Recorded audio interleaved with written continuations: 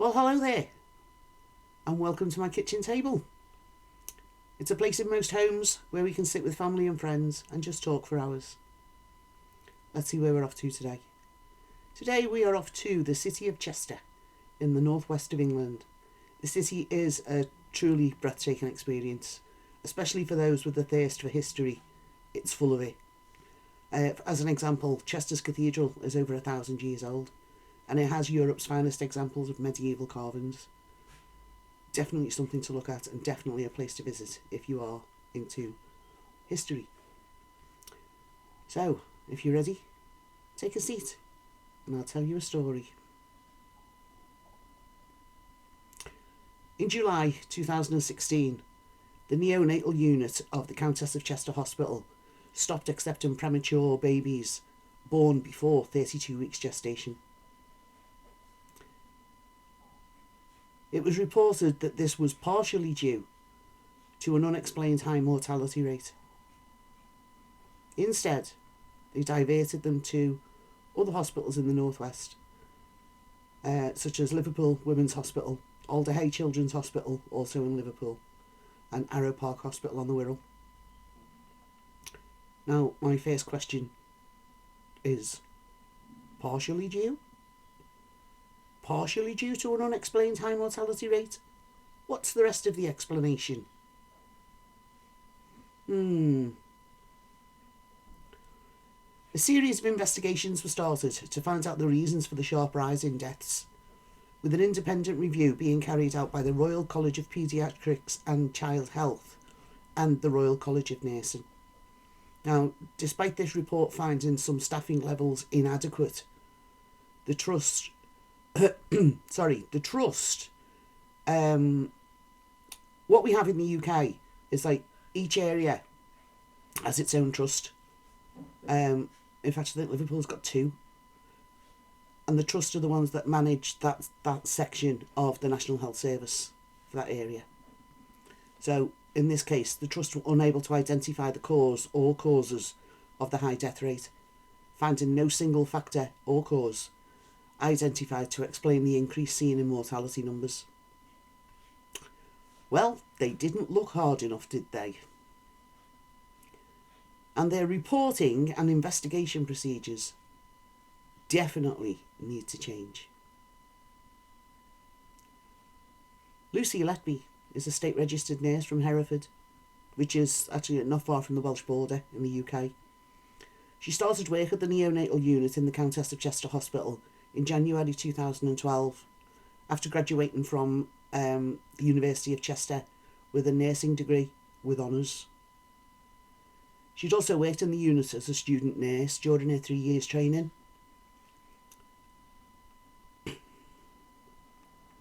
In 2015, Letby took part in additional training supplied by the hospital. On completion of the course, Letby was qualified to care for the sickest babies in the high dependency unit and intensive care nurseries of the neonatal unit.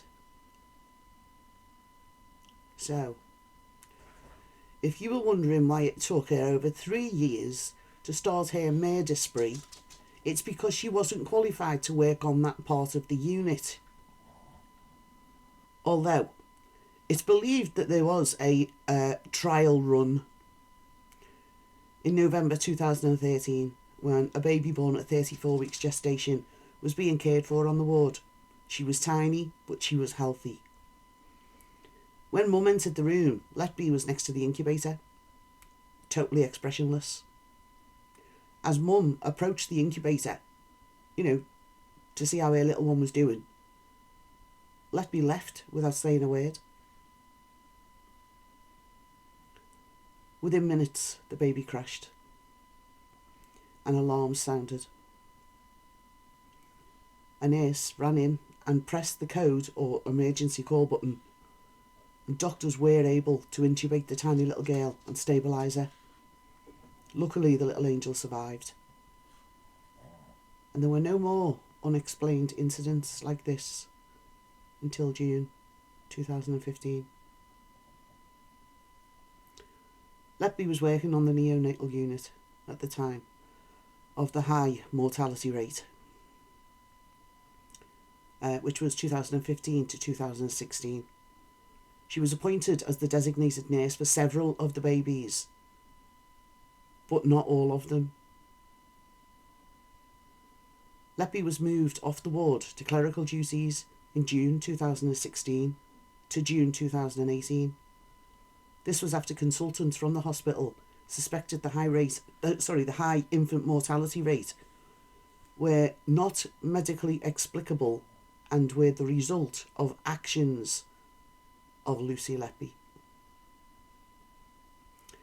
In September 2016, she actually filed an official grievance against the move to clerical duties with the management.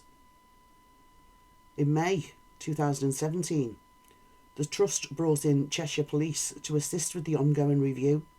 It wasn't a review, it was an investigation, stating that this was to seek assurances that enable us to rule out unnatural causes of death. That's what the Trust said.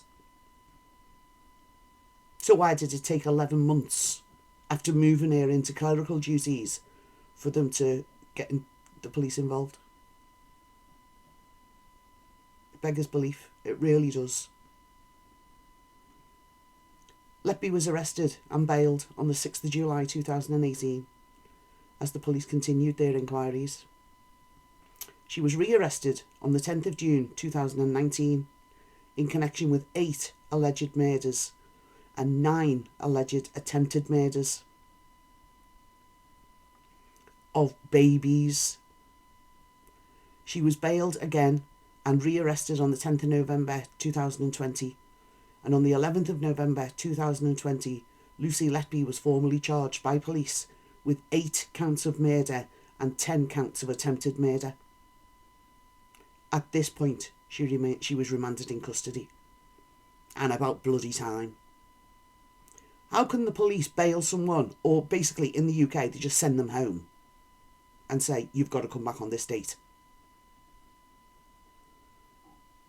How can they bail someone that's suspected of murdering and hurting all those babies? That's just ridiculous. It doesn't make sense to me at all. Surely she should have been remanded in custody pending the outcome of the investigation, because she was at risk to herself and possibly others during the 2+ years that she was out on bail. That in itself demands being remanded. Oh, and another little snippet of information for you. While she was on police bail, she was still employed by the Countess of Chester Hospital. She was suspended on full pay until her formal charge. That's 2 years and 4 months of sitting at home, being paid. Not a problem, not an issue. I mean, okay, yeah, she was probably worried about all these charges that were coming up against her. But you know what I mean? That means that she was able to keep her house. Other people don't get to do that. Why did she get to do it? You literally could not make this shit up. The charges against Lucy Letby were initially regarding the murders of 5 boys and 3 girls at the Countess of Chester Hospital between June 2015 and June 2016. Nick Johnson, who was the prosecution barrister, was offering no evidence on one of the counts of murder during the hearing at Manchester Crown Court. Mr. Justice Goss, the judge, formally directed a verdict of not guilty to be recorded for that one murder count. Letby, who was being held at His Majesty's Prison, Bronzefield in Surrey, just outside London, appeared via video link. With around a dozen parents of the babies involved sat in the gallery, watching proceedings, Letby's trial began in earnest at Manchester Crown Court on the 10th of October 2022, with Mr. Justice Goss presiding.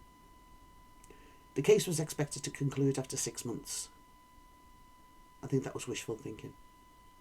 It actually lasted 10 months. Letby pleaded not guilty to 7 counts of murder and 15 counts of attempted murder, which related to 10 babies. You see, this witch had actually tried on numerous occasions to kill some of the babies.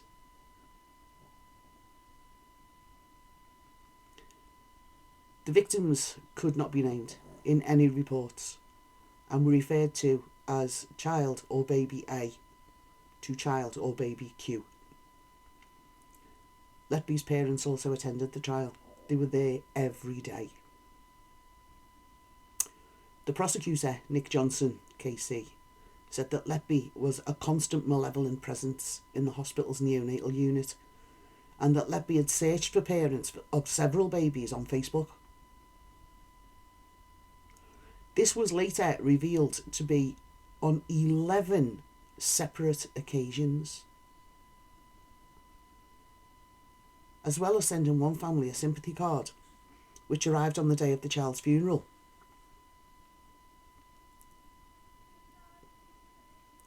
A mother of one of the victims said she'd walked in on Letby trying to kill her baby, and Letby allegedly said, "Trust me, I'm a nurse,"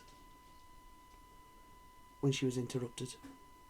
It was also revealed during the trial that Letby had to be told more than once not to go into a room where grieving parents were. It later turned out that the baby they were grieving was actually one of Letby's victims.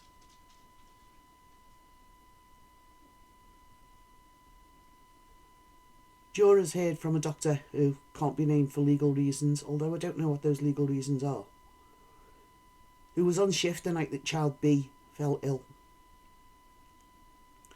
Reading her notes from that night, the doctor told the court, "Baby suddenly stopped breathing, purple blotching all over the body with slowing of heart rate. Subsequent blood observations taken were good and no more tests were ordered. But the doctor remained puzzled over the purple mottling. She said it was so florid, it came out of nowhere, and within 1.5 hours it was gone completely." Dr. Dewey Evans, who's another doctor, this isn't the one who can't be named obviously, was approached by the National Crime Agency to review the case in 2017. Dr. Evans said, "The concern was that there had been a number of deaths in the Countess of Chester that had been unusual. There were far more deaths than they would expect. There were collapses in babies that were otherwise quite stable. But in many of the cases, resuscitation was not successful." Dr. Evans said a pattern became apparent, which he described as a quite disturbing and quite unusual pattern. It's alleged that Letby injected air into the bloodstream of a baby referred to in court as child A. Shortly after, she came onto shift in June 2015, just over 24 hours after his premature birth. The prosecution alleges that she used the same method to attack his sister, child B, on the following shift. What? Oh, I can't say what I want to call her. Dr. Evans said that a review of child A's records showed that the baby boy was in a stable condition before his collapse. He says he was well as could be expected. All the markers of well-being were very satisfactory. He was doing really, really well. And everyone on the unit would have been really pleased with the way he was. Dr. Evans said the circumstances of child A's collapse led him to the conclusion that air had somehow got into his circulation. He ruled out other conditions such as sepsis, a lack of fluids, or hypoxia, which low oxygen levels in the blood or tissue, as causes or contributing factors. He said he had only one conclusion: that child A had received an air embolism through an intravenous line. An embolism is the obstruction or blockage, basically, of an artery by either a blood clot or an air bubble. He went on to say that with the systems in place, the medical equipment and the staff being obsessive about making sure patients were not injected with air, there was no way that this could have been done by accident. Lucy Letby's defence barrister, Ben Myers, asked Dr. Evans about his state of mind when approaching the case and whether interactions with the National Crime Agency had swayed his analysis at all. Dr. Evans said he was tasked with investigating a clinical condition, not a crime. When he became aware of the case, he said, "My state of mind was very clear. Let's find a diagnosis. Nothing to do with crime. Let's identify any specific collapse and see if I can explain it." There were occasions where I couldn't explain it, and occasions where I found something deeply suspicious, and there were occasions I found disturbing. He said he was asked to investigate 33 cases in total. 33. He added, "The name Lucy Letby meant nothing to me. He didn't know the staff. He didn't work at the hospital. He said, I was a blank sheet of paper. I had no idea and relied entirely on the evidence I could see from the clinical notes and applying my clinical experience and forming an opinion to the cause." Fellow expert Sandy Bowen said it was extremely unlikely that air was administered accidentally. She said, "My experience is that nursing staff who either put in a line or care for the line are absolutely meticulous in preventing any air getting into those lines. The lines and the connecting points are filled with saline solution, so even the tiniest of air bubbles couldn't get in. It's ingrained in the nursing staff." She said the amount of air likely to be fatal in an infant such as child A, who weighed just £3 5 ounces or 1.6 kilograms at birth, was a teaspoon of air. Child A's mother wept in the public gallery as Dr. Bowen said that she was left with only one plausible explanation for her son's collapse and death, which was an air embolism. Nurse Melanie Taylor and Lucy Letby together had started an IV of fluids for baby A at 8:05 p.m, according to the chart. By 8:20 p.m, Lucy Letby was calling for help from baby A's incubator because the baby had collapsed or crashed. Melanie Taylor handed him over to Lucy Letby, but she was still there, typing up notes into a nearby computer when baby A started to deteriorate. Baby A was reported as having white hands and white feet. His heart rate and blood saturations had dropped, and Melanie Taylor said that she had stayed there by the computer because he was in a fairly stable condition, and Lucy was there. And then she realised he was not recovering and got up to help. A doctor was called to baby A's incubator at 8:26 p.m. And when he arrived, he said Lucy had an oxygen mask to the infant's face because there was a decreased heart rate excuse me, and blood saturation. It just means that there's not enough oxygen in the blood at the time. Baby A wasn't breathing, so they administered adrenaline to stimulate his heart, and the doctor who was looking over the baby said he noticed an odd discoloration of baby A's skin, specifically the skin on the infant's abdomen. The doctor referred to it as an unusual blotchy pattern of well-perfused pink skin over the whole of the child's body, coupled with patches of white and blue skin all over the body. Another staff member described it as flitting patches of pink over blue skin that seemed to appear and disappear. During the trial, Nick Johnson for the prosecution said that this proved to be the first of a series of similar presentations on the skin of babies, suddenly and catastrophically collapsing at the Countess of Chester neonatal unit over the following months. It's a hallmark in some cases in which Lucy Letby injected air into the bloodstreams of some of these small babies.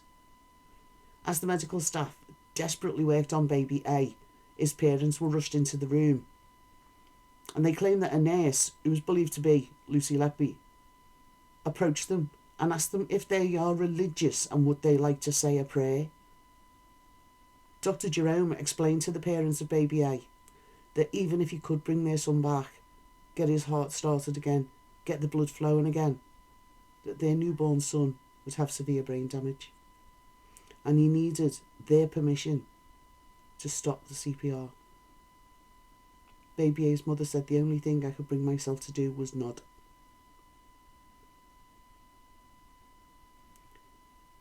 One of the things that upsets me the most is that I never had the opportunity to hold my son while he was alive, she said. Baby A was pronounced dead at 8:58 p.m. That's within an hour of being in the care of Lucy Letby, who was recorded as the only witness to the infant's collapse.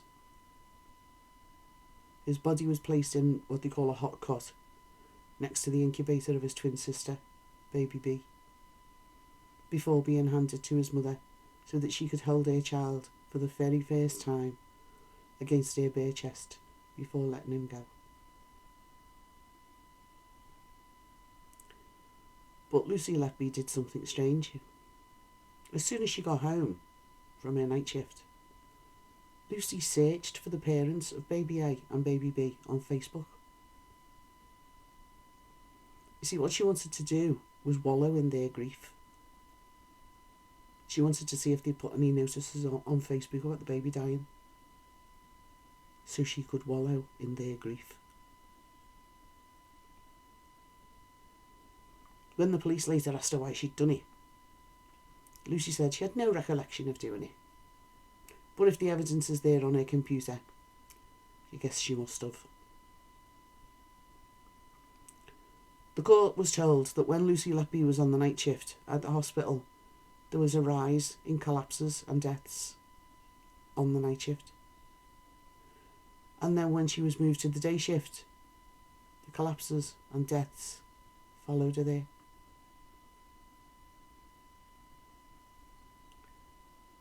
Letby's defence lawyer, Benjamin Myers, KC, said Letby was a dedicated nurse in a system which had failed.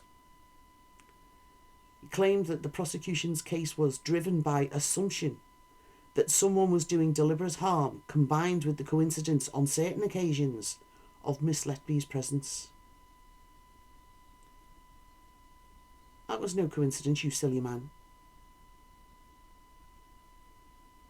And alleged that there had been a massive failure of care in a busy hospital neonatal unit, far too great to blame on one person.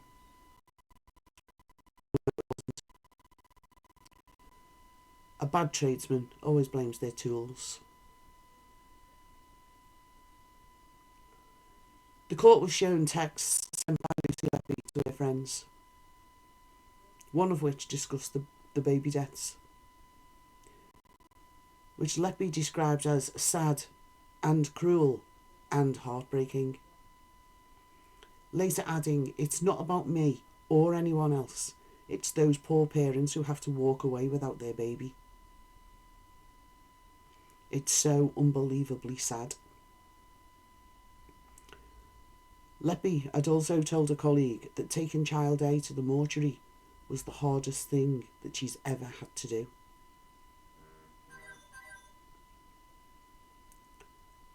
On On the fourth day of the trial, the prosecution showed the court an alleged confession on a post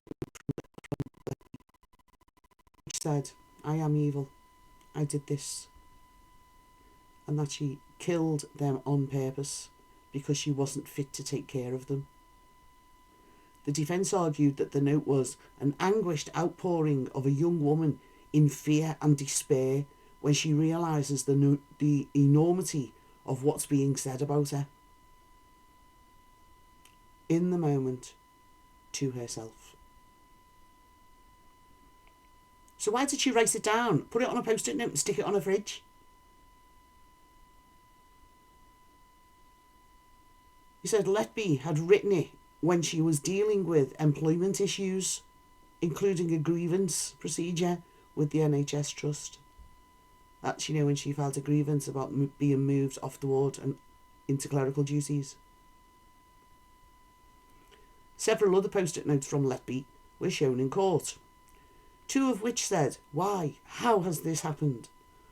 What process has led to this current situation? What allegations have been made, and by who?" Well, it should have been by whom. Do they have written evidence to support their comments? And I haven't done anything wrong, and they have no evidence, so why have I had to hide away? Both of which were Letby expressing frustration at the fact that she was not being allowed back on the neonatal unit. I wonder why. Dr. Ravi Jayaram, a paediatrician at the Countess of Chester Hospital, said during the trial that he and other clinicians had previously raised concerns over Letby, but were told by hospital bosses that they should not really be saying such things and not to make a fuss. The person who actually said that should actually be prosecuted for a breach of duty of care or child endangerment or neglect.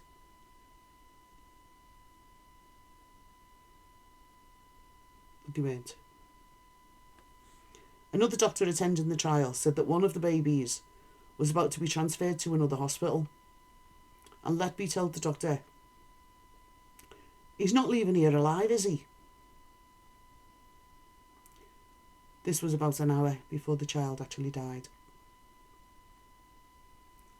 After the death of baby A, the mother of the twins made sure that either her or another family member were always by the side of the surviving child. Baby A's older twin sister, baby B. She simply just wanted to keep a watch over the child. She had two babies. Now she's only got one. She just wanted to make sure that nothing happened to the other one. When baby B was born, she had required breathing support with a ventilator. Over some time, baby B's condition improved and her breathing support was lessened, so she was doing really well.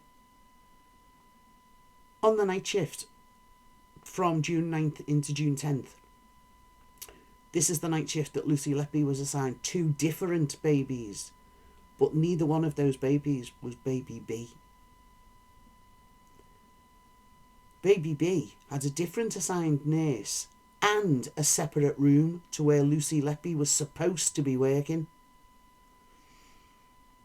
Just before midnight on the night shift, baby B's blood oxygen levels fell, and her assigned nurse went to the incubator to find that the baby's CPAP, or continuous positive airway pressure, they have like little nasal prongs to help with oxygen flow, and they'd fallen away from her nose. They can't fall. Number one, they're wrapped around the baby's head. Number two, there's usually tape at the side to keep them in place. So how did the prongs get out of her nose? I wonder. The prosecution said that Lucy Letby removed those prongs, even though Lucy Letby was not baby B's assigned nurse and had no reason to be in the same room as baby B. But at 12:05 a.m, she co-signed baby B's feeding record. And about 10 minutes later, at 12:16, she took baby B's blood gases. This is a test usually used to evaluate respiratory diseases and condition that affects the lungs, and it's performed by collecting a sample of blood through a needle from an artery. Less than 15 minutes after Lucy Letby had put a needle into this baby's arm, into the artery, at 12:30 in the morning, baby B's alarm sounded and the infant had collapsed, crashed. The baby wasn't breathing. Her heart rate had plummeted, and Lucy Letby was found standing by her incubator. She wasn't even supposed to be in there. Even though baby B wasn't her baby, and she wasn't assigned to any babies in that room with baby B, at 12:33 a.m. resuscitation efforts began on the baby, and a nurse in the room noticed these odd purple and white splotches, she called them, on baby B's body. The nurse said that baby B looked very ill, stating she looked very much like her brother did the night before, pale white with this purple blotchy discoloration. It was all over her body, and she just remembered thinking, oh no, not again. To see his sister with the same appearance was heartbreaking. Baby B's parents had been convinced to take a break from their daughter's bedside and to go and get something to eat by a nurse, but they couldn't prove that the nurse was Lucy Letby because they couldn't remember. The prosecution claims that Lucy Letby attempted to kill baby B in the same way that she'd killed her brother, baby A, by injecting air into the baby's bloodstream. The relatively quick recovery of baby B could only be explained by a dose of air being deliberately administered into the bloodstream and dissipating. Basically, she didn't put enough in to do too much damage. Later, Lucy would tell the police that she had nothing to do with what happened to baby B, and she said that baby B's assigned nurse had summoned her into the room to help when the baby crashed. Although baby B's assigned nurse actually claimed that it was Lucy who had summoned her into the baby's side, and Lucy did admit that it was her signature on baby B's records at 12:15, right before the child collapsed. During a search of Lucy Letby's home, law enforcement found handover sheets for baby B. Why? What did it have to do with her? Why did she take it home? But it wasn't the only one. They found 257 hospital documents that should have remained at the hospital and been filed away in the case files of each of the patients. The prosecution experts insist that the collapse of twin brother and sister, combined with their odd skin discoloration and mottling, is the result of air being injected into their bloodstreams. And the fact that it happened twice in just over 24 hours shows that it wasn't an accident. Lucy Letby was the only person with baby A when he collapsed, and she was in the room with baby B when she collapsed. Baby B's mother was sleeping in a cot next to her child's incubator, and nurse Lucy Letby came into the room and informed this grieving mother that she'd been taking care of baby A when he died, and she told her that baby B had been crying all the time. Oh, she was unsettled, as if she was trying to tell her something was wrong. Talk about rubbing salt into the wound. Jesus, her bedside manner leaves a lot to be desired. That poor woman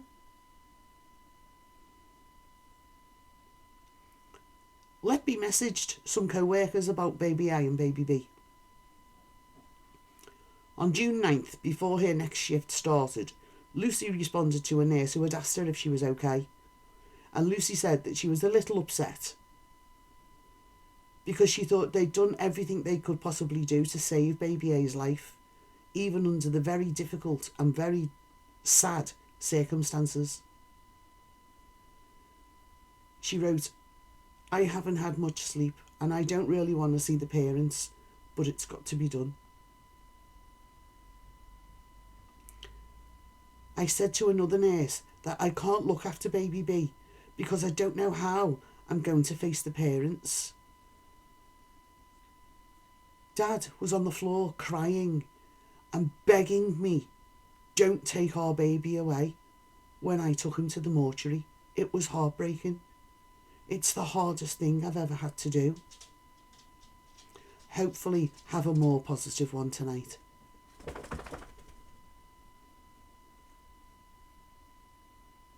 Right, time for that trigger warning, folks. I'm actually now going to share the timeline of events. This information is very disturbing, and please keep your own well-being in mind. If you want to fast forward to the verdict and sentencing, etc., then please do so. I've given you an example of a baby that died and a baby that was saved. Now I'm going to tell you how all of them were attacked by Lucy Letby. The murder of child A. 8th of June 2015. Child A was born 6 weeks premature, along with his twin sister, child B, and was days old and healthy when he was handed over to Letby on the night shift. 30 minutes later, he deteriorates rapidly. He died within 90 minutes of Letby coming on duty. Cause of death: intravenous air embolism. Attempted murder of child B. 8th to the 11th of June 2015. Letby injects child B with air about 28 hours after murdering the newborn twins' brother. She survives after being resuscitated, but subsequent tests show loops of gas-filled air in her bowel. A finding later replicated in several babies over the following year. Method used: intravenous air embolism. Murder of child C.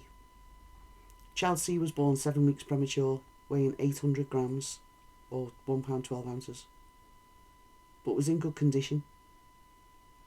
Letby is seen standing over the monitor as his alarm sounds, despite not being a designated nurse. He died as a result of air being injected into his stomach. Method used: air inserted into stomach, not bloodstream. Murder of child D. 22nd of June 2015. Letby injects air into child D's bloodstream, causing it to collapse 3 times in the early hours of the 22nd of June 2015. Her third collapse is fatal. Those attending noticed discoloration on the baby's skin. Cause of death: intravenous air embolism. On the 2nd of July 2015, an alarm was raised. Dr. Stephen Brearley, the head consultant on the neonatal unit, carries out a review of the 3 unusual deaths in the previous month. Alison Kelly, the Director of Nursing and Deputy Chief Executive, is told that Letby was the only nurse on shift for each of the deaths. And yet Letby remains working on the neonatal unit.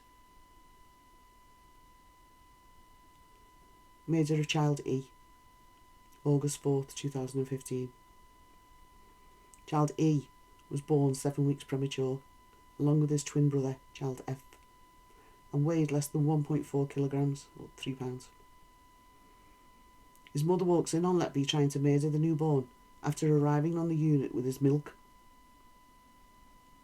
He dies after suffering a fatal bleed, believed to be the result of Letby interfering with his nasogastric tube.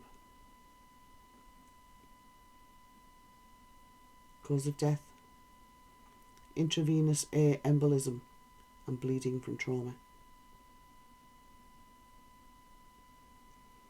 Attempted murder of child F. Letby laces child F's feeding bag with insulin less than 24 hours after murdering his twin brother. A blood sample later confirmed extremely high insulin levels and very low C-peptide levels, proof that he had been given insulin. Method used in the attempted murder: insulin poisoning. Attempted murder of child G. 7th of September 2015. The most premature of all the babies in this case. Child G was born 15 weeks early and weighed just over 450 grams, 1 pound. Letby tries to kill her 3 times over 3 weeks. The first time on the day of her 100th day alive. Child G is now 8. She's severely disabled as a result of the attacks. The message she used: overfeeding her with extra milk and air via the nasogastric tube. Murder of child I. 23rd of October 2015. The murder described in court as persistent, calculated and cold-blooded. Letby kills child I on her 4th attempt after inserting air into the baby girl's stomach. The nurse later sent a sympathy card to the parents and it arrived on the day of the funeral.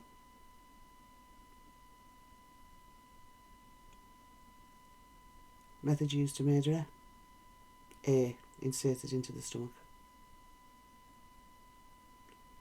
On the 23rd of October 2015, the alarm was raised.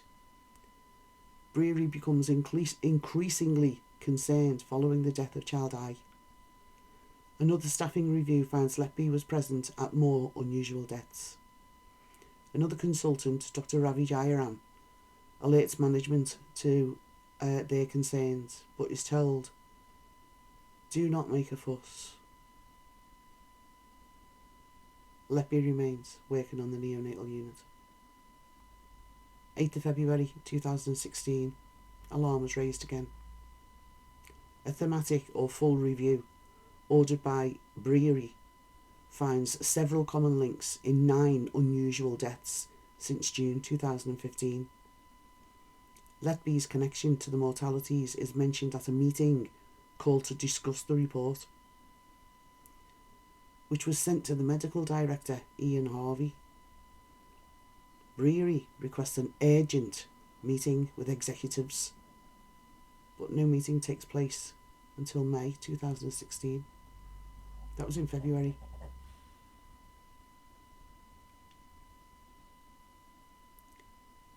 Ninth of April 2016, the attempted murder of child L. Letby injects insulin into a dextrose bag attached to the child. Tests later find that insulin levels at the very top of the scale that the equipment was capable of measuring, with very low C-peptide levels, conclusive proof that he'd been poisoned with insulin. And obviously the method used there was insulin poisoning. Attempted murder of child M. This is the 9th of April 2016. Child M, the twin brother of child L, suffers an unexpected life-threatening collapse shortly after the insulin poisoning of his brother. His heart rate and breathing dropped dramatically, and he came close to death as a result of being injected with air.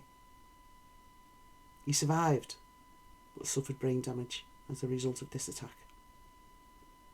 method used was intravenous air embolism. Basically, she's on an IV air embolism. She's injecting air into the vein. Or artery, sorry. 11th May 2016. The alarm was raised. Brewery meets Medical Director Harvey and Chief Nursing Officer Kelly to raise concerns about Letby after an assurance document set out why Letby was not believed to be the cause of the unusual deaths. It suggests that NHS services may be to blame for the spike in deaths, and that there is no evidence whatsoever against Letby other than coincidence. It's never a coincidence. When are people going to learn that? There's no such thing. Brewery feels his concerns have been dismissed, and he and others were later made to apologise to Letby in writing.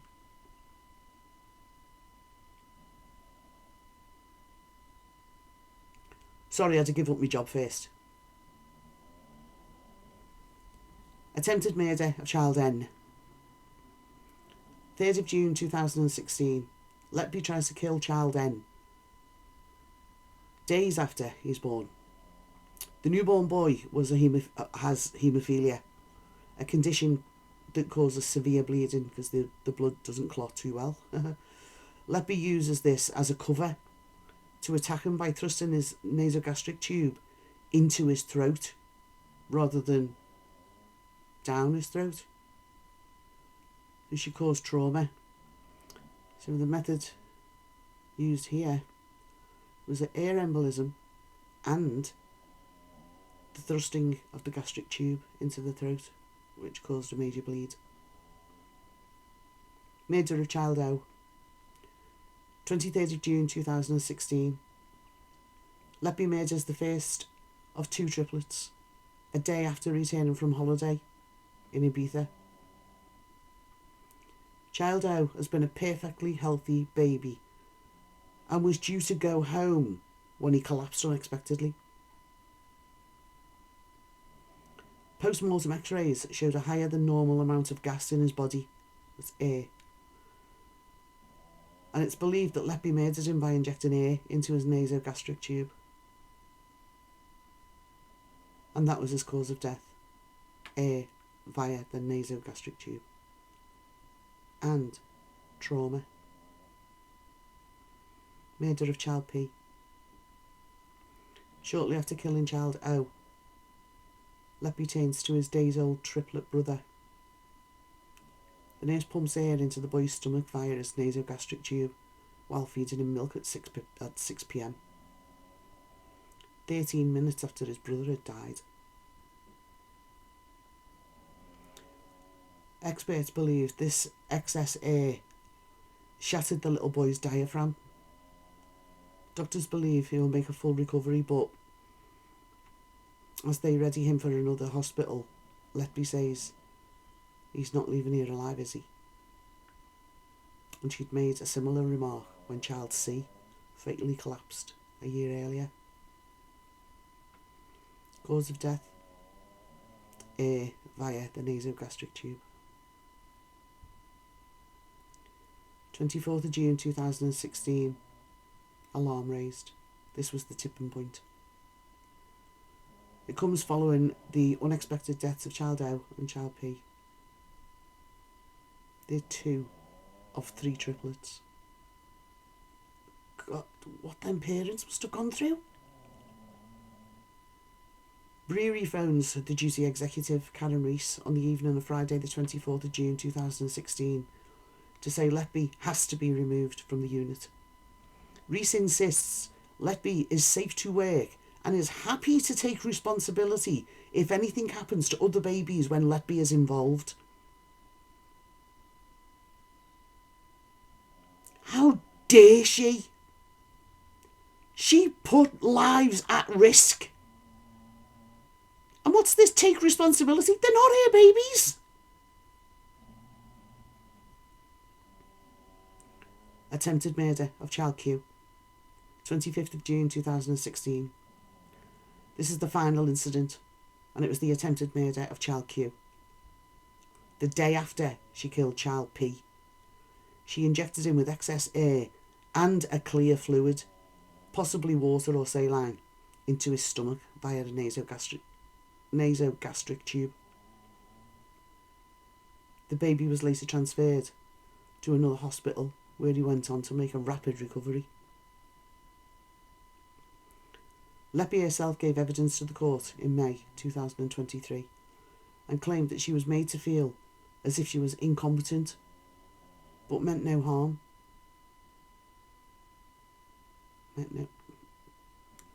When asked why she wrote the "I am evil, I did this" note, she said, "I felt at the time that if I'd done something wrong, I must be such an evil, awful person. I'd somehow been incompetent and had done something wrong which had affected those babies." That has got to be one of the biggest understatements I have ever mentioned on any of my videos. Letby said that the allegations had negatively impacted her mental health. Oh, poor her! What's the bet after she's incarcerated? It won't be long before she's actually diagnosed with Munchausen by proxy. That's the, I was going to say get out of jail card then, but I can't say that, can I? Because she's never going to get out. Oh, she said that I don't think you can be accused of anything worse than that. I just changed as a person. My mental health deteriorated. I felt isolated from my friends on the unit. From a self-confidence point of view, it made me question everything about myself. I should bloody think so. Letby also broke down in tears during her testimony. She wasn't crying for the babies that she'd killed or the babies that she'd attempted to kill. She was crying for herself. It was obvious that she was crying for herself. She felt sorry for herself. On the 10th of July 2023, after the trial lasted nearly 10 months, the jury was sent to consider verdicts. After trial judge, Mr. Justice James Goss concluded his summing up. On the 17th of July, only 10 of the 12 jurors were present, so no deliberations were actually held that day, and it actually wasn't known when deliberations would resume. After 17 days, Mr. Justice Goss informed the jury that they could finalise any of all counts on a majority count, as they now had 11 jurors because one of them was actually excused for personal reasons. They spent over 110 hours in deliberation, the jury. After which, on Friday the 18th of August 2023, the jury came back with the verdict of guilty on 7 murders and 6 attempted murders. They were unable to come to any decisions on the rest. Sentencing Letby, the judge described her crimes as cruel, calculated, and a cynical campaign of child murder involving the smallest and most vulnerable of children. The judge went on to say, "I sentence you to imprisonment for life because the seriousness of your offences is exceptionally high. I direct that the early release provisions do not apply." That's probation or parole. Ain't gonna be any.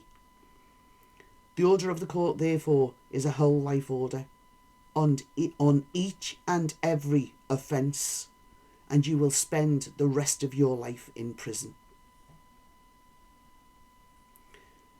She will die in a confined space, just like the babies that she slaughtered. She's one of only 4 women in the UK to ever receive a whole life tariff. And you look at who the others are, they're nothing compared to her. The others are Rosemary West, Myra Hindley and Joanna Dennehy. Letby is now the most prolific serial killer of babies in recent history in the United Kingdom. She refused to attend court for her sentencing. And there was absolute uproar about it, including a call for a change in the law to make prisoners attend for this part of the trial. She should have been dragged, kicking and screaming. She should have been made to face the result of her actions. There's been quite a few who refuse to go when the judge is going to, pass down the sentence. Because they don't do it all on the same day. So you're not, found guilty and then sentenced. They don't do it all at the same time. Because the judge has to, obviously, deliberate what's happened. Go through all his notes, all his papers, etc. before making a decision. But Levi Belfield, who was a serial killer, he didn't attend for his sentencing, and he's got 2 life sentences. 2 whole life tariffs. 2. But more recently, Thomas Cashman, who murdered 9-year-old Olivia Pratt-Corbell in Liverpool. He refused to attend for his sentencing as well. There was uproar at that as well. Absolutely ridiculous. Oh yeah, I've killed all these people. Oh yeah, I know I'm going down. Just throw the sentence in the post. Letby has actually formally lodged an appeal. No, actually, she hasn't lodged an appeal. She's actually lodged a bid to challenge her convictions at the Court of Appeal. Because you have to apply to get the permission to appeal before you can appeal. Oh, it's very long-winded. Court staff said that they've received an application for permission to appeal against her convictions, but a decision is yet to be made. The Crown Prosecution Service actually said that there was to be a hearing at Manchester Crown Court on the 25th of September 2023 to decide whether it intends to bring a fresh trial against Lucy Letby in relation to several outstanding attempted murder charges. The jury failed to reach a verdict on 6 babies. The CPS said the hearing would determine whether to pursue a retrial in relation to the outstanding counts. Lucy Letby will be retried in June 2024 for the 6 counts of attempted murder, and I will, of course, pay close attention to that trial. The Health Service Ombudsman, Rob Behrens, said the upcoming public inquiry into the nurses' crimes, which will be led by Lady Justice Thirlwell, must be widened to examine the NHS's cover-up culture over failures in patient safety. Ha! No shit. They will be able to insist on witness participation. So basically, it's not a court, but it will be a punishable act if you fail to attend when you are requested to attend for interview. He went on to say the full statutory inquiry should also look into why so many hospital bosses ignored concerns about lapses in safety and victimised whistleblowers who raised them. That's the doctors and nurses who raised concerns against Letby, and they got told to go away and shut up. While the inquiry's first duty was to give the families of Lucy Letby's victims answers that they wanted and needed, it should also explore how other hospitals have demonstrated the same cover-up culture and dismissive attitude that consultant paediatricians experienced at the Countess of Chester Hospital. I think it's absolutely disgraceful. Among many questions the inquiry will need to answer, and without prejudice, is why the leaders of the hospital acted the way they did. Although, I love that word, although, because you know what's coming, don't you? Throughout 2022, the whole board of directors of the Countess of Chester Hospital was replaced. All of them. And they've even got a new member of staff called a Chief People Officer. I haven't got a clue what her role would be. I can't figure that one out. But hey, hope it works. On Tuesday, December the 12th, 2023, Lucy Letby was stripped of her nursing qualifications by the university. Of course, they didn't have to do that with Beverly Allett because she wasn't qualified anyway. Thank you so much for allowing me to tell you this story. I hope it hasn't been too distressing for you. But if you found it interesting, please hit the like button and subscribe. Why not? It's free to do, so don't hold back. And after all that harrowing information, just remember, smile. It's free therapy. I've been Sue, TTFN.